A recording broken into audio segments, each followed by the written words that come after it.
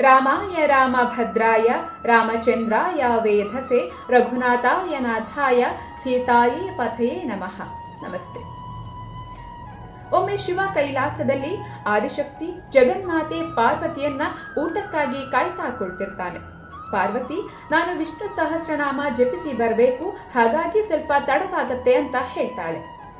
ಆಗ ಶಿವ, ಅಷ್ಟೊಂದು ಸಮಯ ಕಾಯೋಕೆ ಸಾಧ್ಯವಿಲ್ಲ, ಆದ್ರಿಂದ ಶ್ರೀರಾಮ ರಾಮ ರಾಮೇತಿ ರಮೇ ರಾಮೇ ಮನೋರಮೆ ಸಹಸ್ರನಾಮ ತತ್ತುಲ್ಯಂ ರಾಮನಾಮ ವರಾನನೆ.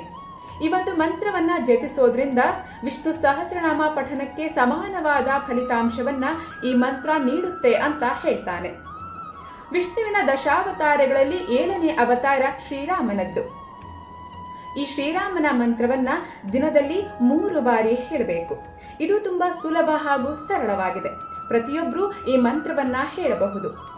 ಈ ಮಂತ್ರವನ್ನ 3 ಬಾರಿ ಹೇಳೋದ್ರಿಂದ ವಿಷ್ಣು ಸಹಸ್ರನಾಮವನ್ನ ಓದಿದಷ್ಟೇ ಹಾಗೂ ಅದರಿಂದ ಯಾವೆಲ್ಲ ಫಲಗಳು ಸಿಗುತ್ತವೋ ಅವೆಲ್ಲವೂ ಈ ಒಂದು ಮಂತ್ರದಿಂದ ಸಿಗತ್ತೆ.